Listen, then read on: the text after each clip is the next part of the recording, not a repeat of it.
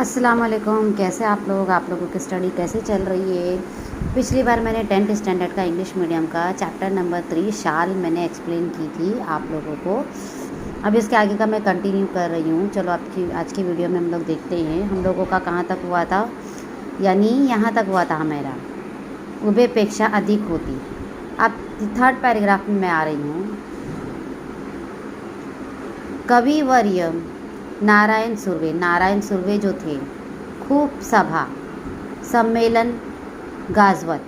नारायण सुर्वे जो कवि थे वो बहुत ही खूब सभा सम्मेलन प्रोग्राम ऑर्गेनाइज करते थे। पुढे ते साहित्य यानी बुक संमेलनाचा यानी साहित्य एक्झिबिशन जो था अध्यक्षी झाले, उसके अध्यक्ष हुए थे। परिणामात त्यांचा कार्यक्रमाना अहोरात्र, उनका जब कार्यक्रम होता था प्रोग्राम होता था तो अहोरात्र यानी आधी रात तक की, अहोरात्र यानी आधी रात तक की, भरतीच असे यानी आधी रात तक उनका प्रोग्राम चलता था।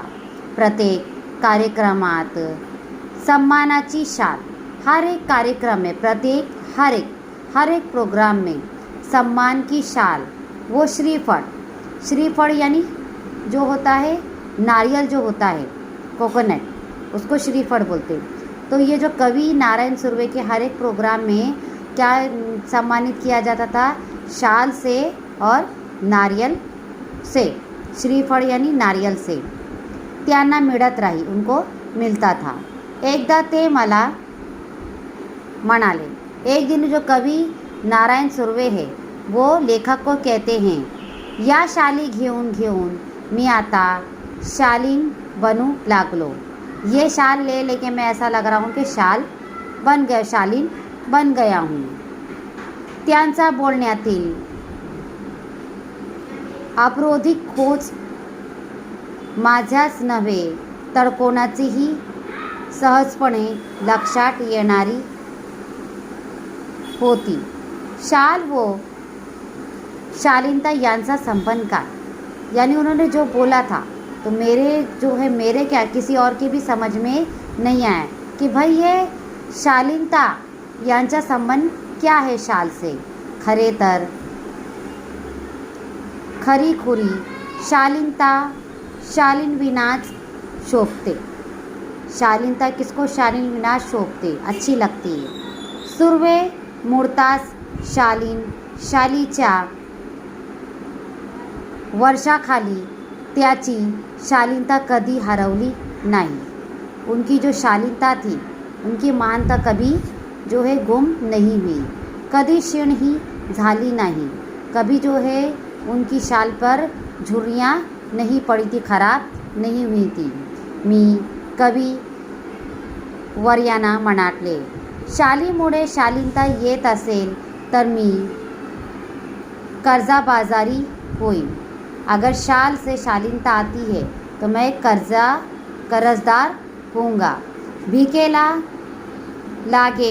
भीक लगेंगी, पण सैकड़ों शाली खरेदी करून सर्वांना एक एक शाल लगेच नेऊन देईन। सबको मैं एक एक शाल क्या करूँगा, दूंगा। यावर तो शालीन कवि मनापासून हंसला और वो कवि हंसने लगी। शालीमुळे शालीनता येते की जाते, शाल से शालीनता आती है या जाती है, या प्रश्नाचे माझे उत्तर जाते असेच आहे। सम्मान करण्याचा रूपाने, यानी हम लोग जो सम्मान करते हैं रिस्पेक्ट देते हैं तो उसके रूप में हम लोग खरे तर एक शालीन जग गमावून बसण्याचा धोकाच मोठा आहे। मी 2004 साली मराठी साहित्य संमेलनचा बिनविरोध अध्यक्ष झाले। मैं वहाँ का जो था अध्यक्ष हुआ था, शाल का जो था मैं अध्यक्ष हुआ था। तो यहाँ पे जो है ये लेसन ऐसा है, मतलब देखो क्या है इसके अंदर। अभी यहाँ के लास्ट के पैराग्राफ में हम लोग देखते हैं कि जो है मैं 2000 साल में मराठी साहित्य संमेलनच्या बिनविरोध अध्यक्ष झालो. तत्कालीन 1-2 वर्षात, कभी 1-2 साल में माझ्यावर शालीचा वर्षात झाला. यानी 1-2 साल में मेरे पास बहुत सारी शाल आ गई. एवढा शाली जमत गेल्या. बहुत सारी शाल मेरे पास जमा हुई थी की माझ्या 8 बाय 6च्या खोलीत, यानी 8 बाई 6 की खोली में त्यांना ठेवणेच शक्य नव्हते. इतनी शाल हुई थी कि मेरी छोटी सी खोली में, छोटे से रूम में रखने की जगह नहीं थी, शक्य नव्हते. मग मी सगळ्या शालीचे गठोडे बांधून, यानी पोटली बांधकर, गठोडा बांधकर ते निकटवर्ती मित्राकडे, यानी करीब के दोस्त के पास ठेवले व त्या शाली वापरण्याचे वगैरे त्याला सर्वाधिकार, उस शाल का जो है अधिकार, मैंने उसको यूज़ करने का अधिकार जो था, हक दिया था. बिचारा अतिप्रामाणिक त्याच्याही छोट्या खोलीत त्याने ते संभाळले. लेकिन उसने इस्तेमाल नहीं किया. मेरे इजाज़त देने के बावजूद भी उसने वो शाल को संभाला. चलो, हळूहळू मी सगळ्या शाली वाटून टाकल्या.